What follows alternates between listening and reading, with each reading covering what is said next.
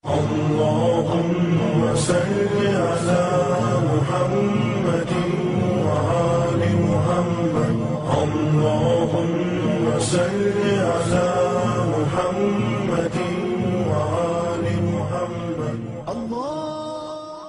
Bismillahirrahmanirrahim. Assalamualaikum warahmatullahi wabarakatuh.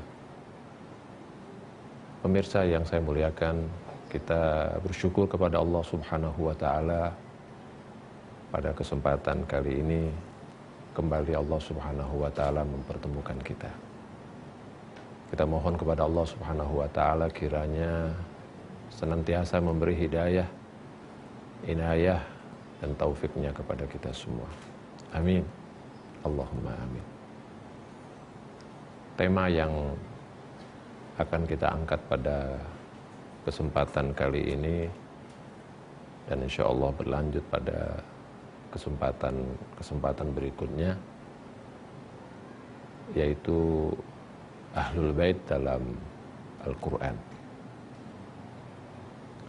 Tentu saja pemirsa, kalau kita berbicara tentang Ahlul Bait dalam Al-Quran, ada banyak ayat yang dapat kita bacakan, dapat kita tunjukkan, dan dapat kita fahami bagaimana kedudukan Ahlul Bait dalam Al-Quran.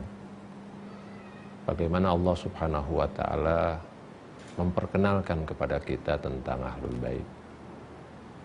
Bagaimana Allah Subhanahu wa Ta'ala mewajibkan kita, bagaimana sikap kita terhadap Ahlul Bait, seperti menghormati mereka, memuliakan mereka, dan banyak hal lagi. Tentu saja ayat-ayat yang berhubungan dengan Ahlul Bait dalam jumlah yang cukup banyak. Tetapi kita bisa bagi dalam dua kategori ayat. Yang pertama, ayat-ayat yang secara khusus dan secara tegas menunjukkan keutamaan Ahlul Bait atau berbicara tentang Ahlul Bait. Seperti misalnya ayat At-Tathhir, ayat 33 dari surat Al-Ahzab yang berbunyi Bismillahirrahmanirrahim. Innama yuridullah liyudhhiba ankumur rijsa ahlal bait wa yutahhirakum tathhira. Yang Allah kehendaki dari kamu wahai ahlul bait hanyalah membuang, membersihkan dari kamu segala noda dan segala kotoran dan mensucikan kamu sesuci-sucinya. Nah, ayat itu jelas, tegas berbicara tentang Ahlul Bait. Ada kategori ayat-ayat yang seperti ini. Ayat-ayat yang menyebut Ahlul Bait secara jelas, secara tegas, secara gamblang. Tapi ada ayat-ayat yang menyebut tentang Ahlul Bait, tentang keutamaan Ahlul Bait, misalnya itu bil isyarah. Tidak secara tegas menyebut Ahlul Bait, tapi ini difahami sebagai Ahlul Bait. Atau nanti didukung oleh hadis-hadis, oleh riwayat-riwayat bahwa yang dimaksud oleh ayat ini adalah Ahlul Bait. Sebagai contoh misalnya firman Allah Subhanahu wa Ta'ala yang berkata, was'alu ahla dzikri in kuntum la ta'lamu. Tanyalah orang yang mengerti tentang zikir kalau kamu tidak mengetahui. Tanyalah para ahlinya kalau kamu tidak tahu. Kata ahlul zikir itu sifatnya umum. Orang-orang yang ngerti sesuatu. Orang-orang yang memahami sesuatu. Itu bisa berlaku buat siapa saja. Tapi kita bisa membaca riwayat-riwayat, penjelasan-penjelasan dari Rasulullah atau dari Ahlul Bait sendiri, bahwa yang dimaksud dengan Ahlul Dzikir itu adalah Ahlul Bait. Jadi pemirsa, kalau kita berbicara tentang Ahlul Bait dalam Al-Quran, itu kita bisa lihat dalam dua bentuk atau dalam dua versi ayat-ayat itu tadi. Yang pertama ayat-ayat yang secara tegas, secara khusus menjelaskan tentang keutamaan Ahlul Bait. Dan itu ada beberapa ayat. Dan yang kedua adalah ayat-ayat yang bercerita tentang keutamaan sesuatu, dan di sana yang dimaksud adalah Ahlul Bait. Atau paling tidak Ahlul Bait masuk dalam kategori itu. Ini dari satu sisi. Dari sisi lain, ayat-ayat yang berbicara tentang Ahlul Bait itu tidak menyebut Ahlul Bait secara personal. Atau dengan kata lain begini, ada ayat-ayat yang berbicara tentang Ahlul Bait itu melihat Ahlul Bait sebagai sebuah institusi, melihat Ahlul Bait sebagai sebuah lembaga. Jadi institusi yang disebut dengan Ahlul Bait. Ada kalanya ayat-ayat yang bicara tentang Ahlul Bait kepada pribadi-pribadi Ahlul Bait, tokoh-tokoh Ahlul Bait. Kalau ayat At-Tathhir yang tadi kita bacakan dan yang sering kita dengar, innama yuridullahu liyudhhiba ankumur rijsa ahlal bait wa yutahhirakum tathhira, itu berbicara tentang Ahlul Bait sebagai sebuah institusi. Nah, tapi ada kalanya bukan Ahlul Bait sebagai sebuah institusi, tapi pribadi-pribadi Ahlul Bait. Misalnya ketika Allah Subhanahu wa taala berfirman di dalam surat Al-Kautsar, inna a'tainakal kautsar. Yang dimaksud Al-Kautsar itu salah satu tentu saja itu adalah Fatimah. Maka Fatimah adalah bagian daripada Ahlul Bait. Dia adalah individu. Dia adalah tokoh yang sedang dibicarakan oleh Allah Subhanahu wa taala. Atau ketika misalnya Allah Subhanahu wa taala berfirman tentang wilayah, innama waliyukumu Allahu wa rasuluhu walladzina amanu minkum. Pemimpin kamu itu adalah Allah, adalah Rasulnya, dan orang-orang beriman di antara kamu yang mendirikan sholat, menunaikan zakat, sementara mereka itu patuh, ruku, sujud, patuh kepada Allah Subhanahu wa taala, atau mereka memberikan zakatnya itu dalam keadaan ruku. Nah, ayat ini ditujukan kepada salah seorang dari tokoh Ahlul Bait itu, yaitu dalam hal ini adalah Amirul Mukminin Ali alaihissalam, Imam Ali alaihissalam. Jadi kita bisa lihat ketika Al-Quran berbicara tentang Ahlul Bait, di satu sisi kadangkala Ahlul Bait disebut dengan kata Ahlul Baitnya seperti ayat At-Tathhir tadi.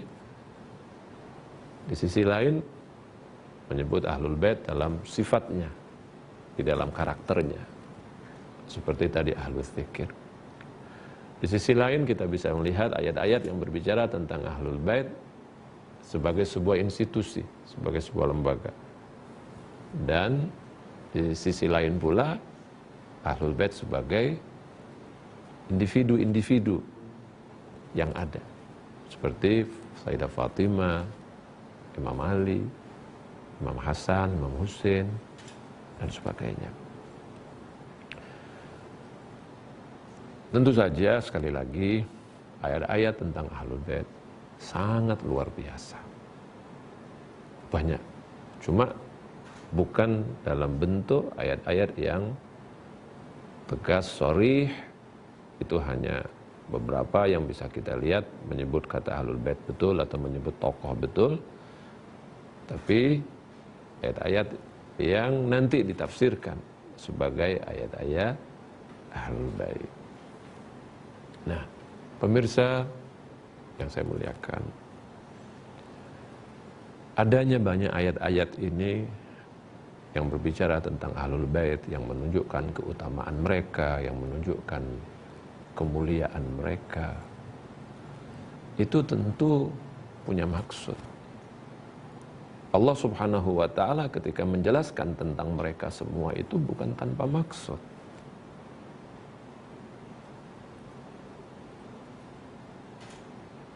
Allah Subhanahu wa ta'ala menjelaskan semua itu sebagai sebuah bentuk hidayah buat kita, sebagai sebuah bimbingan kepada kita, agar kita ini betul-betul memahami agama dan mengambil agama itu dari orang-orang yang benar. Jangan sampai ketika kita memahami agama, itu kita mengambilnya, kita memahaminya dari orang-orang yang tidak tepat. Karena Al-Quran memberikan wanti-wanti, memberikan peringatan kepada kita bahwasanya ada kelompok-kelompok, ada orang-orang yang sengaja memutarbalikkan ayat-ayat Al-Quran, sengaja mencoba untuk menyimpangkan makna dari apa yang ingin dijelaskan oleh Allah Subhanahu wa ta'ala. Di dalam surat Ali Imran misalnya ayat 7, Allah Subhanahu wa ta'ala memberikan peringatan kepada kita. Jangan sampai kita mengambil agama dari orang-orang yang menyimpangkan ayat-ayat Allah Subhanahu wa ta'ala. Di dalam surat Ali Imran itu kan kita tahu bahwa Allah Subhanahu wa ta'ala berfirman, bahwa kata Allah Subhanahu wa ta'ala, Al-Quran ini terdiri dari dua kategori ayat. Ada ayat yang muhkamat, ada ayat yang tegas, gamblang, jelas, dan ada ayat-ayat yang mutasyabihat, ayat-ayat yang bisa menimbulkan berbagai penafsiran. Orang sebut misalnya multitafsir atau multidimensi. Tapi Allah Subhanahu wa ta'ala kemudian mengingatkan, adapun orang-orang yang di dalam hatinya ada penyakit, fa ammal ladzina fi qulubihim zayghun, orang-orang yang di dalam hatinya ada penyakit, maka mereka itu akan menyimpangkan makna-makna yang sebenarnya yang ingin dijelaskan oleh Allah Subhanahu wa ta'ala kepada kita. Itu sebabnya Al-Quran misalnya memerintahkan kepada kita untuk mengambil agama ini dari orang-orang yang memiliki kedalaman ilmu, memiliki pengetahuan yang benar. Orang-orang yang betul-betul telah ditunjukkan oleh Allah sebagai teladan-teladan buat kita, supaya kita tidak menyimpang, mengambil sesuatu yang salah dari yang kita fahami. Padahal sebagian di antara orang ini, sebagian di antara umat manusia ini, sesungguhnya dia tuh ingin betul memahami suatu kebenaran. Dia beranjak, dia berangkat dari satu keikhlasan, dia berangkat dari satu keingintahuannya yang jujur tentang kebenaran. Tapi bisa jadi di tengah jalan dia justru dialihkan, disimpangkan oleh orang-orang yang tidak bertanggung jawab. Nah, itulah sebabnya para pemirsa, Allah Subhanahu wa ta'ala kemudian memperkenalkan kepada kita, siapa sih orang-orang yang kamu harus ambil ajaran agama kamu itu. Yang kamu harus ambil ajaran agama dari siapa.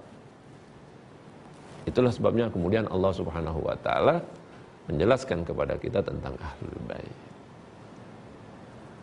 Ada banyak ayat-ayat Al-Quran sekali lagi yang menjelaskan tentang keutamaan Ahlul Bait itu. Tujuannya adalah supaya kita betul-betul mengambil ajaran agama dari tempat-tempat yang benar, dari orang-orang yang benar, karena sangat salah, sangat rugi buat kita, ya, sangat disayangkan kalau kemudian ada orang-orang yang punya inisiatif, punya niat baik, kemudian dia malah salah jalan itu. Nah, berkaitan dengan ayat-ayat Ahlul Bait, ayat-ayat tentang Ahlul Bait, ayat-ayat yang populer itu antara lain adalah ayat At-Tathhir di surat Al-Ahzab 33. Innama yuridullahu liyudhhiba ankumur rijsa ahlal bait wa yutahhirakum tathhira. Sesungguhnya yang diinginkan oleh Allah itu adalah menjauhkan kamu dari segala noda, dari segala kotoran, ya, dari segala dosa, wahai ahlul bait, dan ingin membersihkan kamu sebersih-bersihnya. Itu satu ayat yang populer. Ayat yang kedua yang sangat populer adalah ayat Al-Mawaddah. Ayat yang mewajibkan kita untuk mencintai ahlul bait. Sebagaimana ada di surat Asy-Syura ayat 23. Itu firman Allah Subhanahu wa taala, "Qul la as'alukum 'alaihi ajra illal mawaddata fil qurba." Katakan, aku tidak minta upah apapun dari kamu, wahai umatku, wahai umat Islam. Allah Subhanahu wa taala berfirman kepada Nabi, katakan hai Rasul kepada umatmu, la as'alukum alaihi ajra. Aku tidak minta upah apapun dari kamu, sedikit pun aku tidak minta upah apa. Illal mawaddata fil qurba, kecuali mencintai keluargaku. Itu ayat kedua yang berhubungan tentang ahlul bait, keutamaan mereka, kewajiban kita untuk mencintai ahlul bait. Ayat yang ketiga yang sangat populer adalah ayat Al-Mubahalah. Itu ayat yang terdapat pada surat Ali Imran ayat 61. Di mana Allah Subhanahu wa taala menegaskan kepada umatnya bahwa yang pantas menjadi penyelamat umat manusia ini, penyelamat agama ini adalah ahlul bait. Di mana Allah Subhanahu wa taala berfirman, adapun orang-orang yang membantahmu tentang kebenaran, orang-orang yang menolak tentang kebenaran, itu orang-orang dalam hal ini, ya, orang-orang Nasrani pada zaman itu yang setelah berdebat dengan Rasul tentang posisi status Nabi Isa, apakah Nabi Isa itu sebagai manusia dan Rasul ataukah dia itu adalah anak Tuhan. Nah, dibuktikan oleh Rasulullah, terbukti kepada mereka bahwa Nabi Isa itu adalah manusia, Nabi Isa itu adalah Rasul, dia bukan, na'udzubillah, bukan Tuhan, bukan anak Tuhan, tapi dia adalah manusia. Allah berfirman kepada Nabi Muhammad, katakan kepada mereka, kepada orang-orang yang membantah itu, bahwa mari kami panggil anak-anak kami, nad'u abna'ana wa abna'akum wa nisa'ana wa nisa'akum wa anfusana wa anfusakum thumma nabtahil fanaj'al la'natallahi 'alal katsibin. Hai Rasul, katakan kepada mereka yang membantahmu tentang kebenaran itu, yang enggak mau, yang keras kepala, yang enggak mau menerima kebenaran, katakan kepada mereka bahwa mari kita berdoa kepada Allah kita serahkan persoalan ini kepada Allah Subhanahu wa taala, biar Allah Subhanahu wa taala yang menentukan mana yang benar, mana yang salah, pihak mana yang benar, pihak mana yang salah. Karena diajak berpikir sehat mereka tidak mau, diajak berpikir benar mereka enggak mau, ya sudah, akhirnya kita serahkan kepada Allah. Tetapi untuk membuktikan kebenaran pihak mana, golongan mana, harus ada representasi. Harus ada representasi dari orang-orang itu. Maka Allah Subhanahu wa taala perintahkan kepada Nabi Muhammad, "Hai Rasul, kamu panggil tuh anakmu, suruh mereka panggil anak mereka. Kamu panggil perempuan dari kalanganmu, dari kalangan muslimat, ya, istri muslimat, istri dari orang-orang mukmin, wanisa'il mukminin, dan kalian juga panggil dari perempuan-perempuan kamu, dan panggil orang yang paling terdekat dengan kamu, wa anfusana, wa anfusakum." Itu kita serahkan kepada Allah Subhanahu wa taala. Biarlah Allah yang menentukan nanti siapa yang bohong, biar Allah Subhanahu wa taala melaknat. Nah, itu misalnya ayat Al-Mubahalah. 3 ayat ini saja sebetulnya sudah cukup buat seseorang untuk mengenal keutamaan Ahlul Bait. Tentu ada banyak sekali ayat-ayat yang bisa kita angkat. Ya seperti tadi, ini kan secara jelas tentang Ahlul Bait, bahwa itu dijelaskan oleh Al-Quran bahwa mereka adalah orang-orang yang wajib diikuti, yang wajib diteladani. Ya. Kemudian ada ayat yang misalnya secara khusus bicara tentang keimamahan Imam Ali bin Abi Thalib, seperti yang tadi saya singgung, ayat tentang wilayah.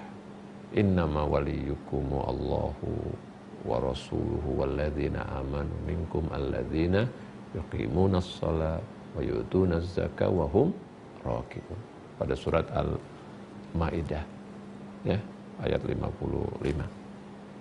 Di mana Allah Subhanahu wa taala mengatakan pemimpin kamu itu adalah Allah, Rasulnya, dan orang beriman yang mendirikan salat, yang menunaikan zakat, sementara mereka itu dalam posisi ruku.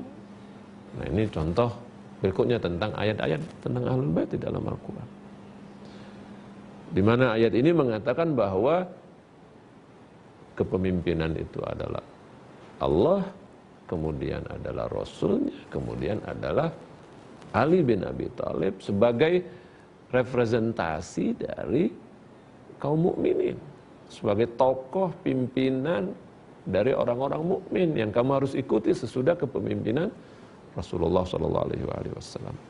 Dengan kata lain, para pemirsa, kita akan coba, ini sekedar contoh saja ya, beberapa ayat-ayat di dalam Al-Quran tentang keutamaan Ahlul Bait itu kita akan coba nanti pada kajian-kajian kita yang akan datang membahas tentang Ahlul Bait itu pada ayat-ayat itu masing-masing.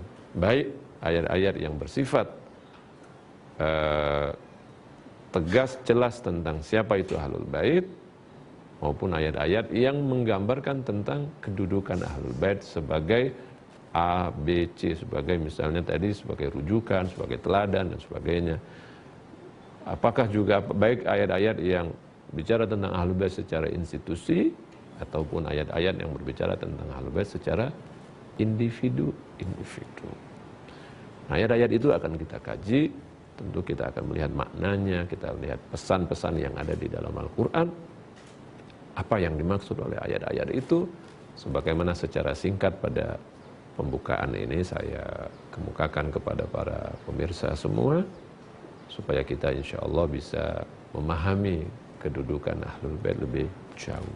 Sekali lagi tujuannya adalah supaya kita betul-betul benar dalam mengambil ajaran agama. Jangan sampai kita mengambil dari tangan orang yang salah.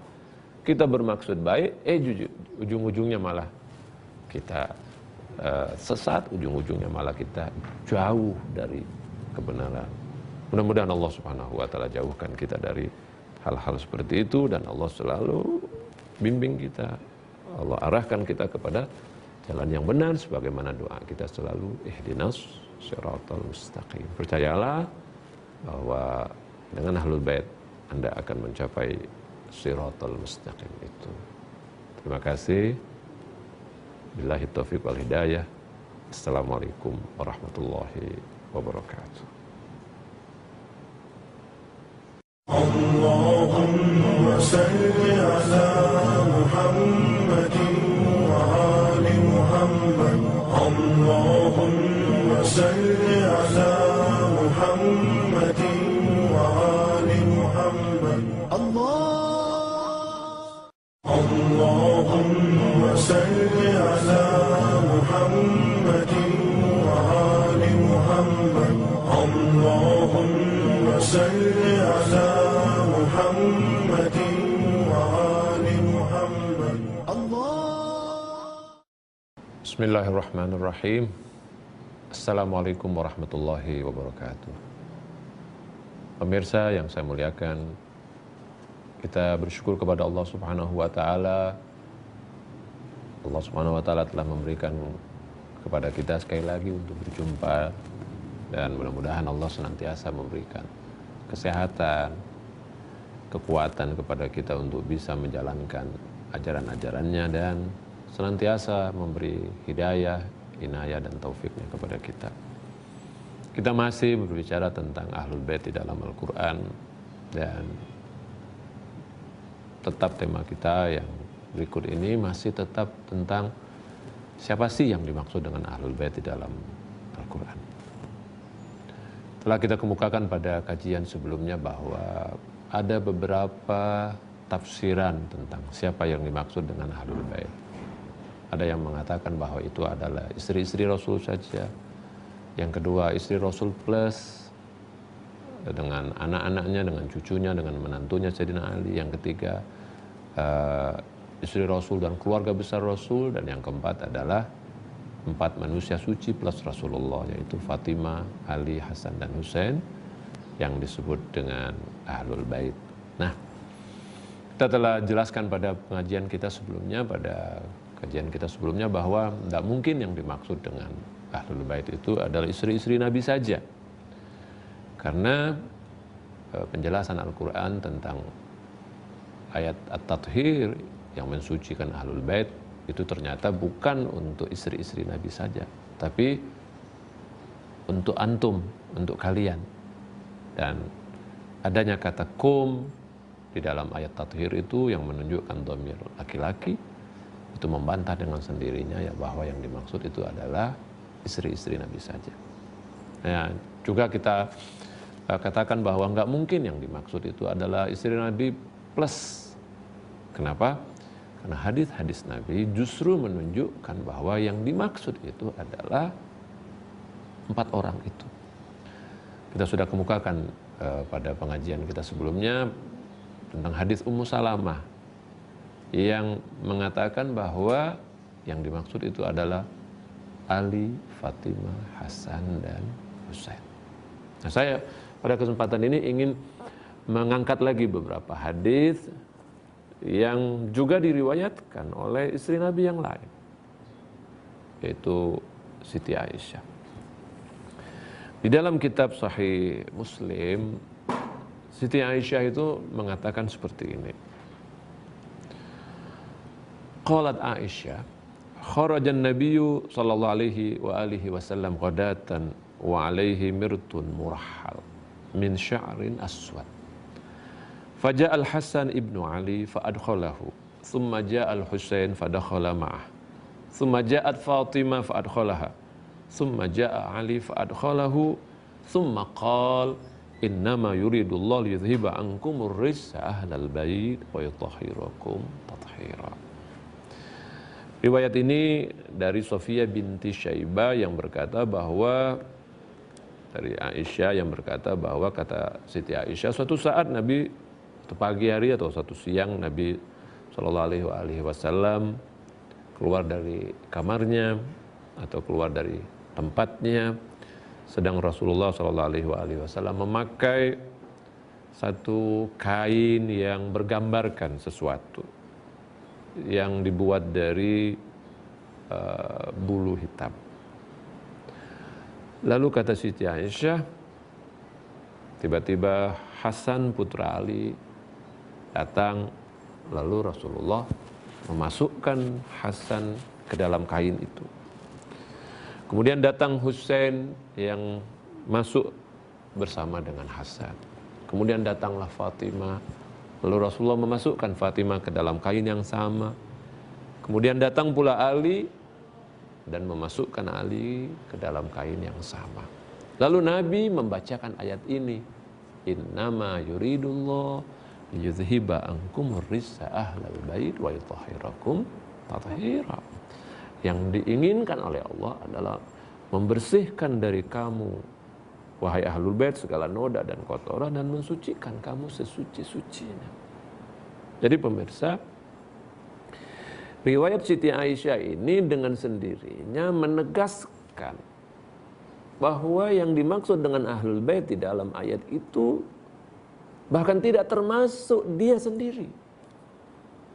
Kalau di riwayat lain Ummu Salamah berharap, meminta kepada Nabi, ya Rasulullah, bolehkah aku masuk? Bukankah aku ini adalah istrimu? Bukankah aku ini adalah keluargamu? Yang dijawab oleh Rasulullah, enggak, engkau memang keluargaku, engkau memang istriku, tapi engkau tidak masuk di dalam kategori ini. Engkau orang baik. Nah, Siti Aisyah meriwayatkan bahwa yang dimaksud oleh ayat itu adalah 4 orang itu. Yang kemudian karena ini di bawah sebuah kisah, di bawah sebuah kain, ya di bawah sebuah katakanlah selimut, kisah juga berarti selimut. Keempat orang ini plus Rasulullah SAW disebut dengan ahlul kisah, orang-orang yang berada di dalam selimut, orang-orang yang berada di dalam kain, di mana Rasulullah menyelubungi mereka, memasukkan mereka ke dalam satu kain. Rasulullah menyelubungi mereka, Rasulullah ada di sana. Kemudian Rasulullah membacakan ayat ini yang jelas-jelas menafsirkan bahwa yang dimaksud ahlul bait adalah mereka. Kita baca lagi riwayat Siti Aisyah yang diriwayatkan oleh sahabat lain, yaitu Al-Awwam bin Hausyab dari Tamimi, yang berkata, qala dakhaltu ala Aisyah. Suatu hari aku berkunjung ke rumah Aisyah. Fahaddatsatna annaha ra'at Rasulullah. Lalu Aisyah bercerita kepada kami bahwasanya dia melihat Rasulullah sallallahu alaihi wasallam da'a Aliyan, memanggil Ali, wa Fatimah, kemudian Fatimah, wal Hasan dan Hasan, wal Husain dan Husain alaihi wassalatu wassalam. Kemudian kata Siti Aisyah, faqala, kemudian Rasulullah berkata, Allahumma haula'i ahlu baiti. Ya Allah, dengan doanya Rasulullah berkata, ya Allah, mereka itu adalah ahlu baitku. Fa'adhib anhumur rijsa wa tahhirhum tathira. Jauhkan dari mereka segala noda dan kotoran dan sucikan mereka sesuci-sucinya. Jadi Aisyah berkata, bersaksi bahwa yang dimaksud itu adalah Fatimah, Ali, Hasan, dan Husain. Jadi kalau kemudian ada yang menerjemahkan bahwa itu adalah istri-istri Rasulullah, tentu itu adalah sebuah kekeliruan. Kalau ada yang menerjemahkan juga bahwa itu adalah istri Rasulullah plus, jadi istri Rasulullah bersama Hasan, Husain, bersama Fatimah dan Ali, itu juga terbantahkan. Karena istri Rasulullah sendiri justru menjelaskan bahwa itu hanya untuk 4 orang itu. Dan hadis ini diriwayatkan oleh kitab-kitab hadis Ahlus Sunnah. Seperti tadi kitab Muslim, ya, tentang Ummu Salmah di dalam Tirmidzi dan sebagainya. Bahkan pemirsa, kalau tadi Siti Aisyah meriwayatkan, kemudian Ummu Salmah meriwayatkan, sahabat-sahabat Nabi yang lain juga meriwayatkan hal yang sama. Misalnya seperti yang diriwayatkan oleh Atiyah dari Abi Sa'id Al-Khudri, seorang sahabat Rasulullah. Abu Sa'id Al-Khudri berkata, qala Rasulullah sallallahu alaihi wasallam, nazalat hadhil ayah fi khamsah, fiyya wa fi Ali wa Hasan wa Husain wa Fatimah. Jadi ketika Rasulullah ditanya tentang siapa yang dimaksud dengan ahlul bait di dalam ayat ini, Nabi berkata sebagaimana diriwayatkan oleh Abi Sa'id Al-Khudri, nazalat hadhil ayat ini turun fi khamsah pada 5 orang. Padaku, padaku, pada Ali, pada Hasan, dan pada Husain serta Fatimah. Lalu Rasulullah membaca ayat, innama yuridullahu liyuthiba ankum rijsa ahlal bait wa yutahhirakum tathira. Dan itu bukan hanya diriwayatkan oleh Abu Sa'id Al-Khudri, diriwayatkan oleh sahabat lain bernama Abu Barzah misalnya, atau Abu Barzah. Abu Barzah berkata, "Shallaitu ma'a Rasulillah 17 syahran. Fa idza kharaja min baitihi ata baba Fatimah faqala as-shalah rahimakumullah." Abu Barzah berkata, aku salat bersama Rasulullah selama 17 bulan.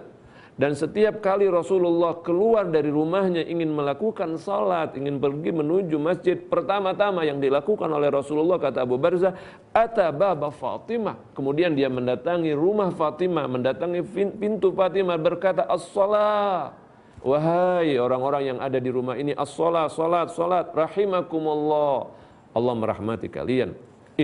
Kemudian Rasulullah membaca, innama yuridullah yudhiba ankum rijsa ahlal bait.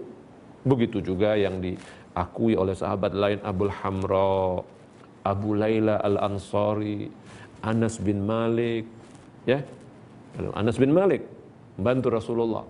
Bahkan Anas bin Malik berkata, inna Rasulullah kana yamurru bi babi Fatimah sittata ashhur. Yang dia lihat ini, bahwa kata Anas bin Malik, sesungguhnya Rasulullah sallallahu alaihi wasallam selalu lewat di depan rumah pintu Fatimah selama 6 bulan. Idza kharaja ila sholatil fajar, kalau dia ingin melakukan salat fajar. Setiap kali mau salat subuh, Rasulullah berkata, as-shalah ya ahlal bait. Salat wahai ahlul bait. Lalu Rasulullah membacakan ayat, innama yuridullah yudhiba ankumur rijsa ahlal bait wa yutahhirakum tathira. Sahabat lain yang meriwayatkan adalah Jabir bin Abdullah, Zaid bin Arqam, dan sahabat-sahabat Nabi yang lain. Jadi pengakuan dari istri-istri Rasulullah, pengakuan dari sahabat-sahabat Rasulullah, bahwa yang dimaksud itu adalah 5 manusia, ahlul kisah. Rasulullah, Ali, Fatimah, Hasan, dan Husain. Nah, itu sendiri menjadi penjelasan yang tegas, penjelasan yang jelas bahwa yang dimaksud bukan istri-istri Nabi, bukan istri Nabi plus bersama Fatimah, Hasan, Ali, dan Husain, apalagi bersama keluarga besar Rasulullah SAW. Nah, dari asbabun nuzul, dari riwayat-riwayat yang kita lihat tadi, maka tidak ada makna lain, nggak ada yang dimaksud lain dalam ayat itu kecuali adalah 4 manusia suci itu bersama Rasulullah SAW. Maka kenapa kemudian ada upaya untuk menafsirkan makna ahlul bait ini kepada yang lain? Ada apa? Ada apa? Ada maksud apa untuk menyimpangkan ayat ini kepada yang lain? Bahkan ada yang memaksakan kepada istri-istri Rasulullah SAW saja. Nah, tentu di sini ada persoalan politik, di sini ada persoalan kepentingan. Karena pemirsa sekalian, ayat ini menunjukkan keagungan yang luar biasa, keagungan ahlul bait. Mungkin ada orang yang bertanya, kenapa Allah Subhanahu wa ta'ala tidak meletakkan ayat ini di dalam konteks yang berbeda? Kenapa Allah Subhanahu wa ta'ala meletakkan ayat ini dalam konteks istri-istri Nabi? Di tengah-tengah pembicaraan tentang istri Nabi, peringatan terhadap istri Nabi, ya. Terus himbauan Allah, seruan Allah kepada istri-istri Nabi, tiba-tiba muncul ayat ini. Ada apa ini? Kalau seandainya ayat ini misalnya berdiri sendiri, tidak dalam konteks istri-istri Nabi, mungkin orang akan berkata, oh ya, ini bukan untuk istri-istri Nabi. Tapi pemirsa, tentu peletakan ayat ini pada posisi ayat-ayat di antara istri-istri Nabi, punya makna khusus, punya maksud khusus. Ya. Karena kita tahu memang salah satu pola yang dipakai oleh Al-Quran di dalam menjelaskan tentang sesuatu yang penting, itu Rasulullah Allah Subhanahu wa taala memasukkan satu hal yang sangat penting itu di antara sebuah pesan-pesan lain. Pesan-pesan yang bahkan kontradiktif. Maksud saya gini. Ketika Allah Subhanahu wa taala misalnya menjelaskan tentang ayat terakhir. Ketika Allah Subhanahu wa taala menurunkan ayat yang terakhir, Al-yauma akmaltu lakum, menjelaskan tentang bahwa agama itu telah disempurnakan oleh Allah, ya. Al-yauma akmaltu lakum dinakum wa atmamtu alaikum nikmati wa raditu lakumul islam dina. Ketika Allah Subhanahu wa taala menjelaskan tentang bahwa Allah telah menyempurnakan agama yang Dia sampaikan, yang Dia ajarkan kepada Nabi Muhammad sallallahu alaihi wasallam. Kan itu ayat berbicara tentang kesempurnaan agama Islam. Itu adalah ayat yang terakhir. Tapi menarik, ayat itu justru turun diletakkan oleh Allah Subhanahu wa taala itu di tengah-tengah Allah berbicara tentang sesuatu yang diharamkan. Tentang makanan yang diharamkan. Tentang babi yang diharamkan kepada umat Islam untuk menyantapnya, tentang darah yang diharamkan oleh Allah Subhanahu wa taala kepada umat Islam untuk menyantapnya, untuk memakannya. Nah, di tengah-tengah itu ketika Allah mengatakan sesungguhnya diharamkan kepada kamu A, B, C, D, di ujungnya dikatakan kecuali orang-orang yang terpaksa. Kalau orang-orang yang terpaksa bolehlah menyantap makanan itu terpaksa, tapi di tengah-tengah ini Allah kemudian mengatakan al-yaum. Ada apa itu? Nah, ini kalau saya boleh analogikan di dalam sebuah pemberitaan ada yang disebut dengan breaking news. Kalau Anda lihat ada berita itu breaking news, itu di mana ada berita penting banget, ada sesuatu yang penting banget, itu breaking news. Jadi kira-kira itu masuk di tengah-tengah, ada sesuatu yang sangat penting, ada sesuatu yang sangat urgent, ya, ada sesuatu yang sangat harus disampaikan. Walaupun orang sedang bagaimanapun, ini ada berita penting harus dikeluarkan di saat misalnya tema-tema pembicaraan tentang apa. Nah, maka dimunculkan ada suatu berita penting ini, walaupun misalnya orang sedang membaca berita, ada tengah-tengah ada acara apa, tiba-tiba ada sesuatu yang sangat penting, masuklah breaking news seperti itu. Nah, seolah-olah seperti itu Allah Subhanahu wa taala ingin mengatakan. Jadi, ketika orang itu dihadapkan tentang makanan yang enggak boleh dimakan itu adalah A, B, C, D, kecuali kalau orang-orang yang terpaksa, tiba-tiba Allah berkata, "Hari ini aku sempurnakan bagi kamu agamamu, dan aku sempurnakan bagi kamu nikmatku, yaitu dan aku ridho kepada kamu Islam sebagai agamamu."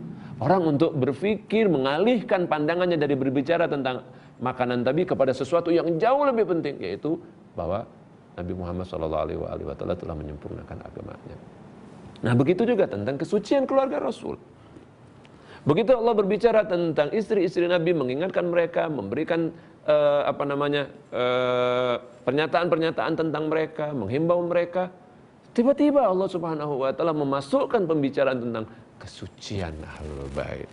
5 orang ini yang dimaksud. Supaya apa? Supaya orang itu berpikiran, supaya orang itu memahami bahwa walaupun istri-istri Nabi seperti itu, ya, tapi ada hal yang sangat penting, yaitu bahwasanya Allah Subhanahu wa taala mengatakan ada orang-orang yang punya nilai kesucian sendiri. Bukan hanya istri, atau bukan istri Nabi, bukan istri Nabi. Walaupun seyogianya kan sebagai istri Rasulullah, sebagai istri seorang Nabi, seyogianya dia mengikuti Rasulullah, seyogianya dia mengikuti Nabi, suaminya Rasulullah. Tapi kan Allah berkata di dalam ayat itu sendiri, kalau kalian hai istri-istri Nabi melakukan kebaikan, aku akan balas kepada kalian pahala 2 kali. 2 kali lipat. Tapi kalau kalian melakukan dosa, aku akan ancam kalian, aku akan hukum kalian juga lebih berat. Azabku akan lebih berat. Nah, tapi Allah Subhanahu wa taala kemudian breaking news ingin mengatakan seperti itu. Ya, kamu boleh seperti itu. Tapi ingat, ada orang-orang yang aku sucikan di antara keluarga Rasulullah itu, yaitu 4 orang itu plus Rasulullah. Mereka adalah orang-orang yang suci. Jadi walaupun itu berbicara tentang istri-istri Nabi, tapi di tengah-tengah itu untuk break, untuk mengalihkan perhatian, karena ini sesuatu yang penting supaya orang berpikir bahwa Rasulullah Shallallahu Alaihi Wasallam meninggalkan keluarga yang harus dijadikan teladan, meninggalkan keluarga yang harus dijadikan panutan. Sesudah nanti beliau tidak ada. Ya. Nah, apalagi di ayat At-Tathir itu, pemirsa, Allah berbicara tentang kesucian. Allah berbicara tentang kebersihan jiwa. Dan Allah bahkan menjanjikan bahwa kata Allah Subhanahu wa taala, Allah hilangkan segala noda. Allah hilangkan segala noda dari kamu wahai ahlul bait. Allah hilangkan segala noda. Dan Allah bersihkan kamu sebersih-bersihnya. Ini adalah tarkis, ini adalah satu tekanan yang luar biasa. Maksudnya Allah memberikan satu perhatian yang luar biasa bahwa Allah Subhanahu wa taala itu telah mensucikan orang-orang ini. Kenapa perlu disucikan? Karena mereka adalah teladan. Orang semua akan melihat ke mata keluarga, kepada pandangan mereka akan kepada keluarga Rasulullah. Orang semua akan melihat kepada siapa yang ditinggalkan oleh Rasulullah. Rasulullah sebagaimana manusia akan meninggal dunia. Rasulullah sebagai manusia akan meninggal dunia. Sebagaimana yang dialami oleh Rasul-Rasul lain.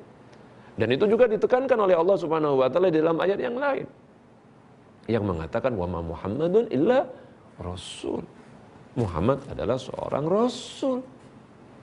Seperti rasul-rasul yang lainnya bahwa mereka meninggal dunia. Nabi Muhammad pun akan meninggal dunia. Apakah nanti meninggal secara wajar, mata, atau dia malah meninggal misalnya terbunuh au qutila. Tapi Rasulullah ingatkan, kamu kalau Nabi Muhammad meninggal dunia, hati-hati jangan kamu berpaling. Jangan kamu menjauh dari Rasulullah. Nah, bagaimana caranya kamu tidak menjauh dari Rasulullah? Bagaimana caranya kamu tidak berpaling dari Rasulullah sallallahu alaihi wasallam? Allah kemudian katakan, ini loh aku beritahu kepada kalian bahwa ada orang-orang yang aku sucikan dari keluarganya. Aku sucikan mereka, yaitu Ali, Fatimah, Hasan dan Husain. Supaya kamu ambil nanti sesudah aku meninggal nanti, kata Rasulullah, setelah aku meninggal nanti, ku tinggalkan kepada kamu kitab Allah yang lengkap, yaitu Al-Quran, dan keluargaku, ahlu baitku. Nah, kenapa Rasulullah meninggalkan mereka? Kenapa Rasulullah menjadikan mereka sebagai sesuatu yang diamanatkan kepada kita? Karena Allah Subhanahu wa taala telah menjadikan mereka sebagai teladan. Karena Allah Subhanahu wa taala telah membersihkan mereka, telah mensucikan mereka. 2 hal kan? Pertama, kata Allah Subhanahu wa taala, Allah menghilangkan segala noda dari mereka. Yudhiba ankumur rijsa. Allah jauhkan segala rijis. Bukan hanya Allah jauhkan itu saja, bukan hanya Allah buang saja, tapi Allah sucikan. Jadi ada 2 unsur. Allah buangkan, Allah jauhkan semuanya, pada saat yang sama Allah sucikan. Nah, sucikan itu dengan memberi mereka pengetahuan, memberi mereka hikmah, memberi kepada mereka bimbingan, memberikan kepada mereka bimbingan dari Allah Subhanahu wa taala, perhatian dari Allah Subhanahu wa taala, sehingga mereka bisa memimpin umat ini. Karena itu pemirsa, sekali lagi ada kekeliruan besar kalau kemudian orang memahami ayat At-Tathir itu, Ahlul Bait itu sebagai istri Nabi, atau istri Nabi plus, entah itu plusnya bersama 4 orang itu, atau apalagi bersama keluarga besar. Sebab Allah ingin mensucikan, tidak mungkin Allah mensucikan semua. Karena manusia ini terjebak di dalam dosa. Istri-istri Rasulullah juga kemungkinan berbuat dosa itu ada, sebagaimana yang diingatkan. Tapi Rasulullah mensucikan sekelompok orang, dan itu adalah hak prerogatif Allah. Dan tentu mereka yang disucikan oleh Allah Subhanahu wa taala ini karena mereka juga memiliki kelayakan untuk menjadi manusia-manusia suci. Manusia-manusia yang pantas Dan memang sejarah membuktikan bahwa Ahlul Bait adalah orang-orang yang pantas. Fatimah adalah orang yang pantas untuk disucikan. Ali adalah orang yang pantas untuk suci. Hasan dan Husain, perilaku mereka berdua adalah orang-orang yang disucikan. Nah, oleh karena itu pemirsa sekalian, percayalah dan ikutilah apa yang telah dijelaskan oleh Allah dan oleh Rasul berdasarkan argumen-argumen yang sangat kuat bahwa Ahlul Bait itu adalah 5 orang. Ahlul Kisah, Rasulullah, Ali, Fatimah, Hasan, dan Husain. Mudah-mudahan ini bermanfaat buat kita semua, dapat memberikan pengertian kepada kita tentang siapa Ahlul Bait sebenarnya. Terima kasih. Insyaallah kita akan jumpa pada pertemuan kita berikutnya. Billahi taufiq wal hidayah. Assalamualaikum warahmatullahi wabarakatuh. Allahumma salli ala Muhammadin wa ali Muhammad. Allahumma salli ala Muhammadin wa ali Muhammad. Allahumma salli ala Muhammadin wa ali Muhammad. Allahumma salli ala Muhammadin wa ali Muhammad.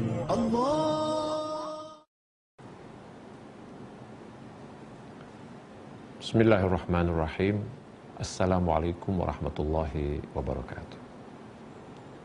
Alhamdulillah, wassalatu wassalamu ala Rasulillah wa ala alihi wa man tabi'ahu wahtada bihudah. Amma ba'du, pemirsa yang saya muliakan, kita bersyukur kepada Allah Subhanahu wa taala dapat berjumpa kembali pada kesempatan kali ini. Dan kita masih membahas tentang Ahlul Bait dalam Al-Quran.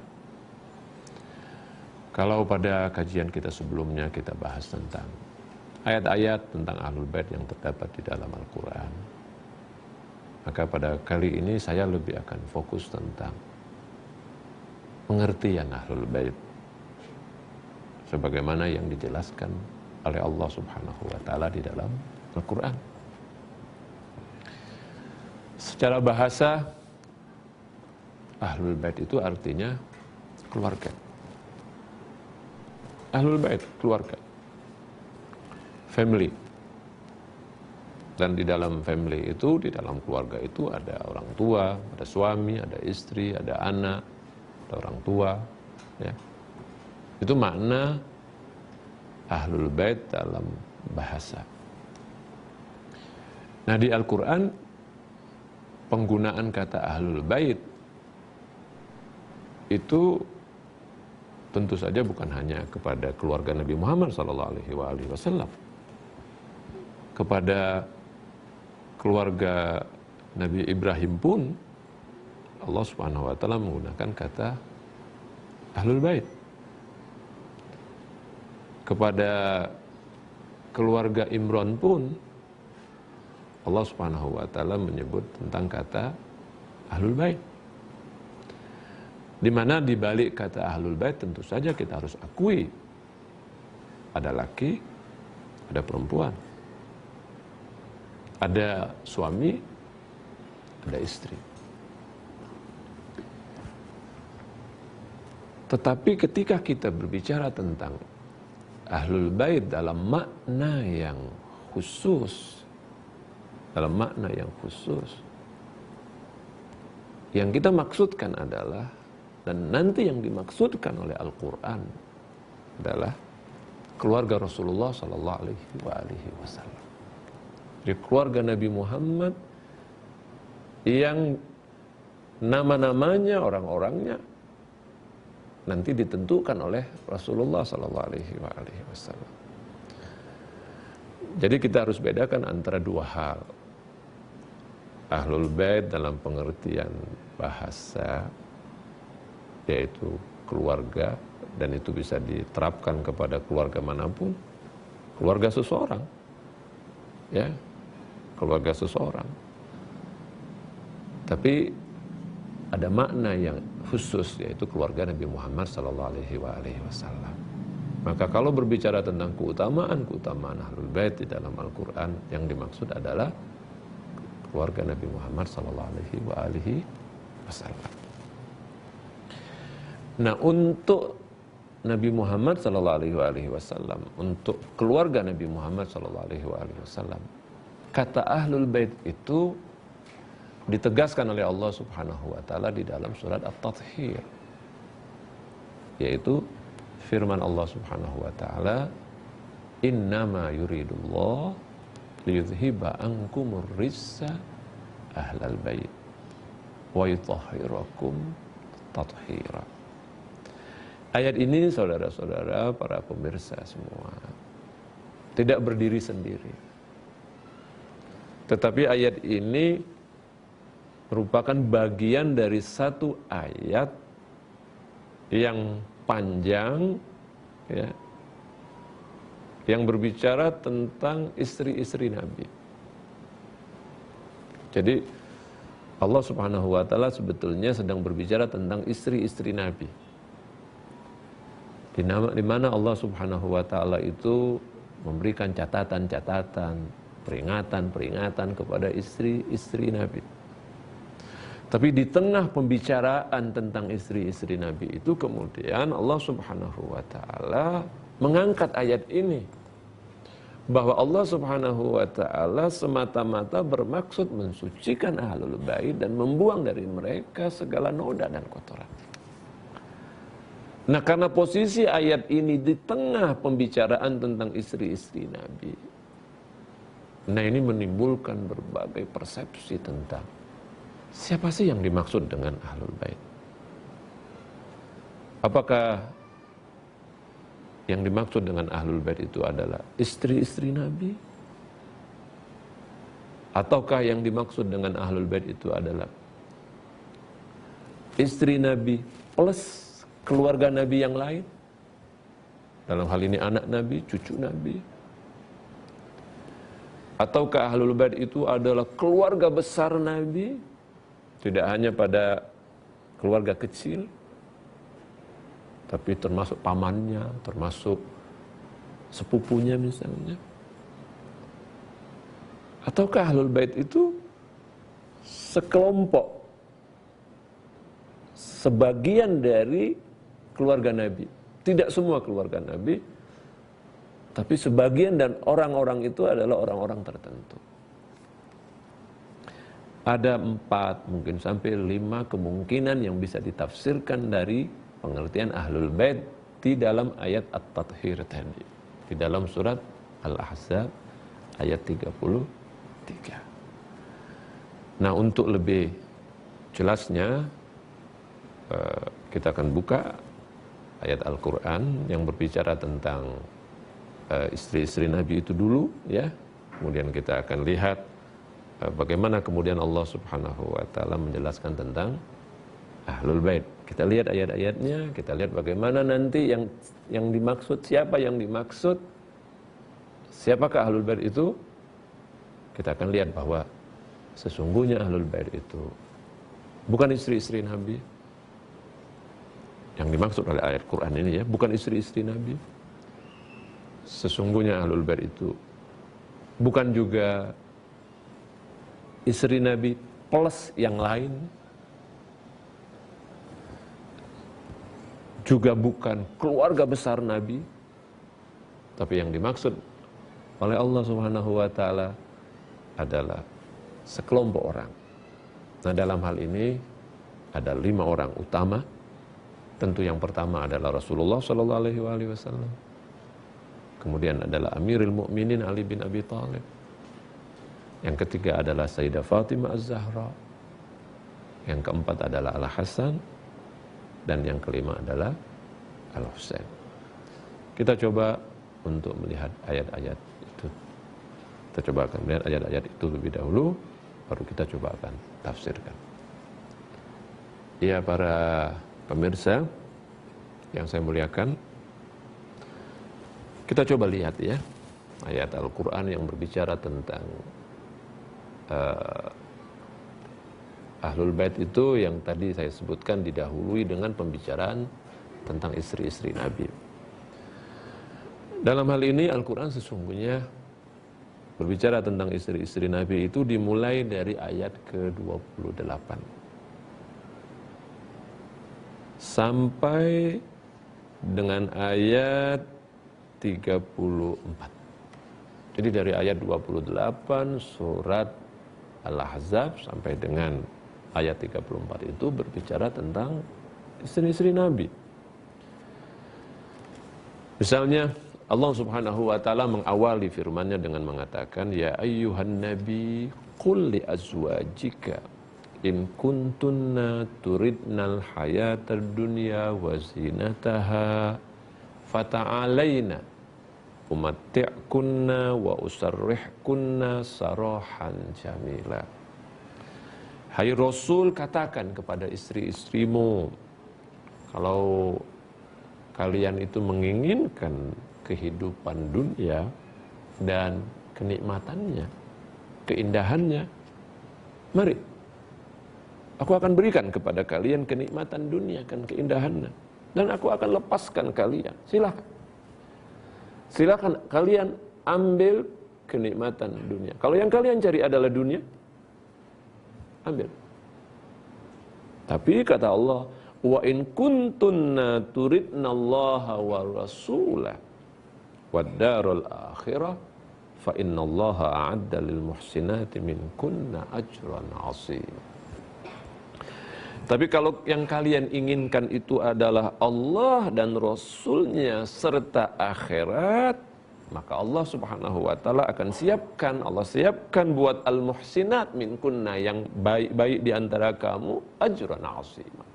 Pahala yang besar. Nah, ini sebuah pilihan yang Allah berikan kepada istri-istri Nabi. Kalau kalian menginginkan dunia, ambil dunia. Tapi kalau kalian menginginkan akhirat, menginginkan Allah, menginginkan Rasulnya, maka kalian harus menjadi orang-orang yang baik. Nah, karena itu kemudian Al-Quran memberikan peringatan kepada istri-istri Nabi, mengancam. Kalau seandainya ini terjadi kepada istri-istri Nabi, ya nisa'an Nabi man ya'ti minkunna bifahishatin mubayyinah yudha'af lahal 'adzab dhi'fain. Hai istri-istri Nabi, kalau ada di antara kalian yang melakukan dosa besar, melakukan dosa yang nyata, ya, melakukan suatu dosa yang nyata, misalnya melakukan perzinahan dan sebagainya, maka Allah Subhanahu wa taala akan lipat gandakan azabnya buat kalian. Dan itu buat Allah mudah, wa kana dzalika 'alallahi yasir. Tapi barang siapa yang kemudian wa man yaqnut minkunna lillahi wa rasulih, barang siapa di antara kalian yang taat pada Allah, patuh kepada Rasul, wa ta'mal salihah, dan berbuat baik, nu'tiha ajraha marratain, kami akan memberikan pahala kepadanya 2 kali, wa a'tadna laha rizqan karimah, dan kami akan anugerahkan kepada mereka, pada perempuan yang seperti itu, istri seperti itu, anugerah yang luar biasa. Allah berbicara tentang istri-istri Nabi. Jadi dari ayat 28 sampai dengan ayat 34. Nah, ditutup dengan firman Allah, wadhkurna ma yutla fi buyutikunna min ayatillahi wal hikmah. Ingatlah apa yang dibacakan di rumah-rumah kalian dari ayat-ayat Allah dan hikmah-hikmah, ilmu-ilmu, pelajaran-pelajaran. Innallaha kana latifan khabira. Allah Subhanahu wa taala Maha halus, Maha baik dan Maha mengetahui. Nah, ketika Allah Subhanahu wa taala berbicara tentang istri-istri Nabi, mengingatkan mereka, mengancam mereka, menjelaskan bagaimana seharusnya mereka itu, di tengah-tengah itu kemudian Allah Subhanahu wa taala berbicara tentang siapa itu ahlul bait. Nah, pada ayat 33 Allah berkata, waqarna fi buyutikunna. Hai istri-istri Nabi, tinggallah kamu di rumah kamu, wala tabarrajna tabarrujal jahiliyatil ula, janganlah kamu itu berhias sebagaimana hiasan jahiliyah yang ula, di mana berhias dengan cara yang senonoh atau yang tidak senonoh. Wa aqimnas shalat, dirikan salat, wa atinaz zakat, tunaikan zakat, wa ati'nallaha wa rasulah, taatnya Allah dan Rasulnya, Innama yuridullah. Nah, ketika bicara tentang itu tiba-tiba Allah berkata, sesungguhnya yang diinginkan oleh Allah, innama yuridullah liyudhiba ankumur rijsa ahlal bait. Sesungguhnya yang diinginkan oleh Allah itu adalah menghilangkan kamu semata-mata, wahai ahlul bait, menghilangkan dari kamu, wahai ahlul bait, segala noda dan kotoran, wa yutahhirakum tathira, dan mensucikan kamu sesuci-sucinya. Kemudian Allah berkata lagi, wadhkurna ma yutla. Sebutlah apa, ingatlah apa yang dibacakan di rumah kamu. Jadi memang ayat ini berada di tengah-tengah. Nah, ini menimbulkan berbagai dimensi. Sebagian orang mengatakan karena ayat ini berbicara tentang istri-istri Nabi, maka yang dimaksud dengan ahlul bait itu adalah istri-istri Nabi. Maka sebagian menafsirkan seperti itu. Dan kalau kita membaca terjemahan ke dalam bahasa Indonesia misalnya, dia tidak sebutkan siapa itu ahlul bait. Tapi dia memang terjemahkan keluarga Nabi. Nah, karena sedang berbicara tentang istri-istri Nabi, maka sebagian orang berpikir, oh yang dimaksud itu adalah istri-istri Nabi. Tapi perlu saya tegaskan bahwa pemahaman ini sebagai istri-istri Nabi adalah sesuatu kekeliruan, kesalahan. Kenapa kita kategorikan itu salah? Salah dari beberapa hal. Salah dari segi, kalau itu ditafsirkan ya sebagai istri-istri Nabi tok, sebagai istri-istri Nabi saja, itu salah dari segi bahasa. Artinya maksudnya kurang tepat. Salah dari segi madmun, dari segi kandungan ayat itu. Yang ketiga, tidak didukung oleh asbabun nuzul. Maksudnya hadis-hadis Nabi, perilaku Rasulullah, penjelasan-penjelasan oleh Rasulullah SAW tentang ayat ini ditujukan bukan kepada istri-istri Rasulullah, tapi ditujukan kepada 4 orang itu plus Rasulullah, kepada Fatimah, kepada Hasan, kepada Ali, kepada Husain, dan plus kepada Rasulullah SAW. Ya. Kita coba melihat bahwa sebetulnya ayat ini bukan kepada istri-istri Nabi dari beberapa hal. Pertama, gini. Semua ayat-ayat itu dari ayat 28, ayat 34, ketika berbicara tentang istri-istri Nabi, semuanya menggunakan dhamir mu'annas. Dhamir mu'annas, yaitu na. Hunna, dhamir hunna. Ya tentu dong, karena Allah sedang berbicara tentang mereka, atau dhamir kunna. Ya, dhamir kunna, dhamir mu'annas. In kuntunna turidna, ya, umati kunna wa usarrih kunna, kunna semua. Itu karena memang Allah sedang berbicara kepada istri-istri Nabi. Ya. Tetapi ketika menyebut tentang ahlul bait, dhamirnya itu berubah. Tidak kepada kunna, tidak kepada antunna, tapi langsung kepada antum, kepada kum. Kepada kum. Liyudhiba ankum. Nah, mungkin kalau Anda buka Al-Quran, Anda bisa lihat itu. Liyudhiba ankumur rizza ahlul bait wa yutahhirakum. Jadi ada 2 kata kum itu, angkum dari kalian, dan apalagi wa yutahhirakum, mensucikan kalian. Nah, di mana dalam bahasa Arab kita tahu bahwa kum itu adalah untuk laki-laki. Artinya adanya kata dhamir mudzakkar ini, adanya kata dhamir untuk laki-laki ini, itu dengan sendirinya membantah bahwa itu hanya untuk istri-istri Nabi. Membantah.